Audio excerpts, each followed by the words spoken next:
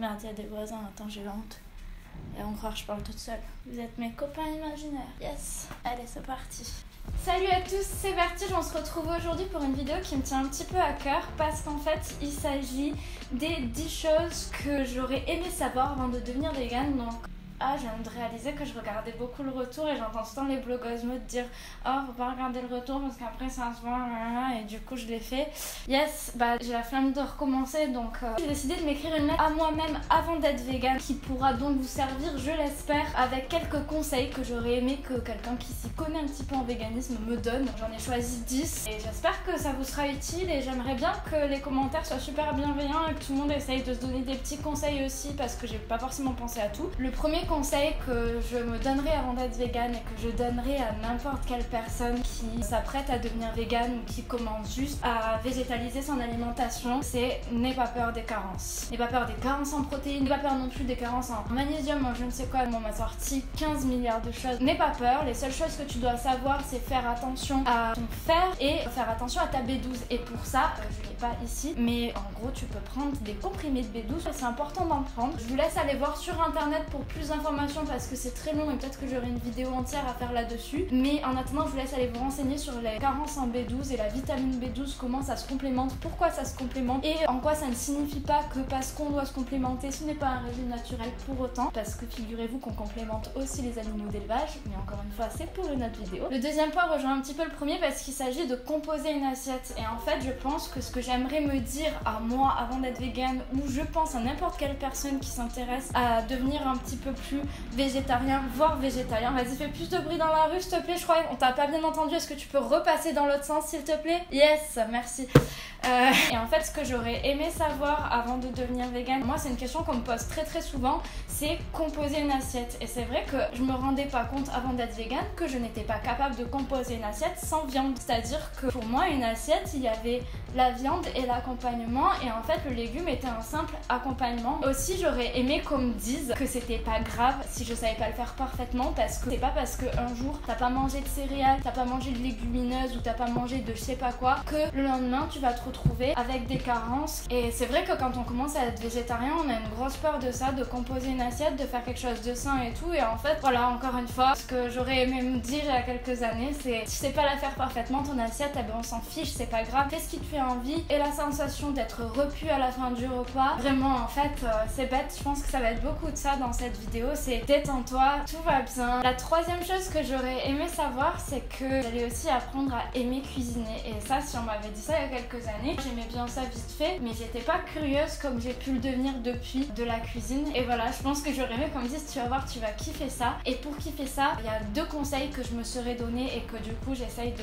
vous donner à vous si vous les avez pas déjà. Le premier conseil, c'est Instagram, tapez le hashtag vegan, tapez des hashtags vegan, cuisine vegan, food vegan, machin. Suivez des véganes qui partagent leurs repas, il y en a plein. Il y en a qui aiment des trucs healthy, il y en a qui aiment des trucs méga fat. Vous pouvez que trouver votre bonheur sur Instagram, pareil sur Pinterest. Et plus classique aussi, je sais pas si on y pense forcément, en tout cas moi avant d'être végane j'y pensais pas du tout et maintenant j'adore ça, c'est les livres de cuisine. J'ai plein de livres de cuisine qui sont pas dans le cadre je crois parce qu'ils sont juste ici et j'en ai pas mal d'autres qui sont un peu plus balades. Et en fait j'adore ça, c'est super bien, ça permet d'avoir toutes les recettes qui sont très détaillées, tout au même endroit, c'est vraiment clair, c'est pratique, on a ça sous la main, on retrouve les recettes très facilement. Moi c'est vraiment quelque chose qui m'a beaucoup aidé, surtout au début, et après à partir de là j'ai totalement dérivé comme font la plupart des gens je pense quand ils cuisinent, ils suivent la recette une ou 2 fois et puis ensuite vous savez comment c'est, on fait avec ce qu'on a dans les placards. On dit j'ai remplacé ça par ça et les enfants ont adoré. Si vous avez la ref, eh bien vous l'avez, j'avais pas temps cette phrase. La quatrième chose que j'aurais aimé savoir avant d'être végane, et je pense que quelqu'un qui devient végane aujourd'hui le sait déjà, et pourtant ça fait pas très longtemps que je suis végane puisque ça fait quelque chose comme 3 ans. Quelque chose que j'aurais aimé savoir, c'est le nombre de variétés qu'il peut y avoir de fromage et de viande végétale. J'avais pas idée à quel point ça allait se démocratiser. Il y a quelques temps je vous parlais d'un fromage végétal qui est vraiment incroyable. Il y a Impossible Burger qui débarque aux États-Unis, qui sont des steaks hachés 100% vegan et qui saignent en fait, qui ont un choix de cuisson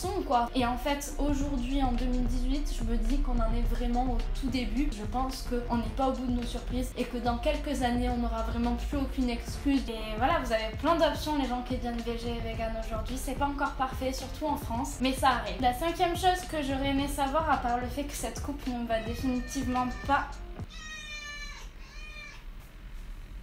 La 5e chose que j'aurais aimé savoir, à part comment cuisiner ce chat, le truc c'est que j'ai une mémoire quand même dessus et il faut pas que je la remplisse de chat qui fait des câlins. Tu comprends ça? Yes. La 5e chose que j'aurais aimé savoir, c'est que c'est pas forcément plus cher en fait de faire à manger quand t'es vegan. Le prix des courses est pas si élevé, surtout si tu cuisines, et tu vas pas être obligé non plus de cuisiner parce qu'il y a quand même plein d'options. Vous pouvez être vegan et passer le même temps en cuisine que si vous ne l'étiez pas et ne pas dépenser plus. Je sais pas si je le dis ça. Non. Eh bien tant pis pour vous, je ne le dirai pas, ça me fait vraiment un montage. La 6e chose que j'aurais aimé savoir avant de devenir vegan, c'est que je pourrais toujours aller au restaurant et que ça allait pas être impossible de manger à l'extérieur. Pour le moment, j'ai toujours eu un super accueil et je me suis même retrouvée des fois avec des plats qui étaient des très bonnes surprises. On est sur une vraie bonne nouvelle. Et sinon, encore une fois, la meilleure solution que j'ai trouvée, c'est toujours de communiquer. Alors au début, ça fait un petit peu peur d'aller demander au serveur est-ce qu'il y a de l'œuf là-dedans, est-ce qu'il y a du fromage là-dedans, etc., etc. On n'est pas toujours très à l'aise. Et en fait, quand on leur pose des questions, qu'on communique avec eux, on se rend compte qu'ils sont là pour ça, qu'ils sont très gentils. On se retrouve très souvent avec des assiettes tout à fait correctes. Ça m'est arrivé que très peu de fois d'être déçue ou d'avoir des erreurs dans l'assiette. Et voilà, moi ça s'est presque toujours bien passé en tout cas. La 7e chose que j'aurais aimé savoir avant d'être vegan et que j'ai très vite appris et que vous apprendrez très vite si vous devenez vegan et que vous connaissez déjà par cœur si vous l'êtes déjà, c'est les listes d'ingrédients. C'est-à-dire que quand on devient vegan, on apprend à lire les listes d'ingrédients plus vite que son ombre, en mode Lucky Luke ou en mode, je sais pas si vous avez déjà vu ce gif de Juni dans Spy Kids qui met des lunettes et il fait comme ça, il fait... La 8e chose que j'ai envie de dire à moi, pas encore vegan, c'est tu ne diras pas adieu au gras. Si vegan avait rimé avec salade et healthy, je suis pas sûre que je serais en train de vous parler de véganisme maintenant parce que je pense que ça m'aurait rebuté. Je pense que je serais peut-être devenue vegan mais au bout de beaucoup plus longtemps parce que là encore mes repas aujourd'hui ne sont vraiment pas sains et équilibrés. Pour ceux qui me suivent sur Instagram, vous le savez. Moi vraiment j'ai une alimentation assez grasse et pas super healthy. La 9e chose, donc l'avant-dernière chose et qui est sans doute une des choses les plus importantes que j'aurais aimé savoir avant de devenir vegan, c'est que le plus dur dans le véganisme, c'est pas les carences, c'est pas la cuisine, c'est pas le budget, c'est les non-véganes. C'est-à-dire que vraiment, même encore aujourd'hui, quand je vois des gens qui deviennent véganes, et pourtant maintenant j'habite à Paris, maintenant on est en 2018, ça se démocratise, et pourtant, pour moi ce qui est le plus difficile quand on devient vegan, c'est vraiment les autres personnes qui vont poser plein de questions qui sont pas forcément respectueuses à poser à une personne qu'on connaît pas en soirée. On en parlera peut-être dans une autre vidéo. Moi je suis chaud pour faire une vidéo entièrement sur les trucs cons qu'on m'a demandé en étant vegan si ça vous fait plaisir, mais vraiment vous avez pas idée du nombre de conneries qu'on nous débite. Ça paraît trop méchant mais c'est vrai quoi. Je suis assez respectueuse de ce que vous pouvez foutre avec votre assiette et tout, mais par contre enfin calmez-vous quoi. C'est comme les gens qui disent ah bah moi je pourrais pas, quand j'ai changé de couleur de cheveux, il y a personne qui m'a dit t'es devenue blonde, ah bah moi je pourrais pas. Enfin bref, vous qui voulez devenir vegan peut-être, vous allez en chier un petit peu, je suis désolée, et ça ira beaucoup mieux dans quelques temps. Et vous qui n'êtes pas vegan et ne voulez pas le devenir, bah juste arrêtez d'être des culs en fait. Si jamais vous en étiez, parce que les gens qui s'en foutent et ça leur va très bien, ils sont pas tous comme ça, non, il y en a des biens aussi, voilà. Oui, ça a coupé, voilà. Si ça a bougé le fond, c'est parce que j'avais plus de... Enfin, normalement, les carrelages n'ont pas bougé, mais je veux dire le cadrage un petit peu.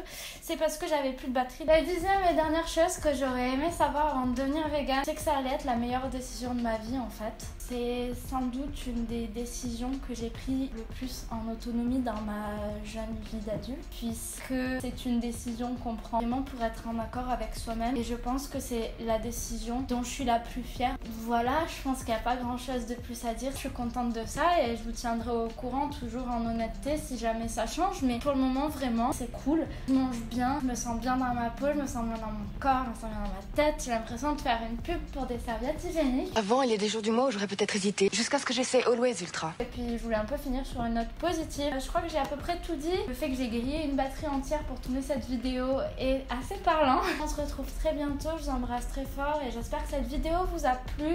Si c'est le cas, mettez un pouce bleu, un commentaire, abonnez-vous, mettez la cloche, partagez sur les réseaux sociaux, bla tout ça vous connaissez. Moi en tout cas ça m'a fait super plaisir de partager ça avec vous. C'était une vidéo que j'avais très envie de faire. J'espère qu'elle vous plaira au visionnage autant qu'elle m'a plu à tourner et à très bientôt.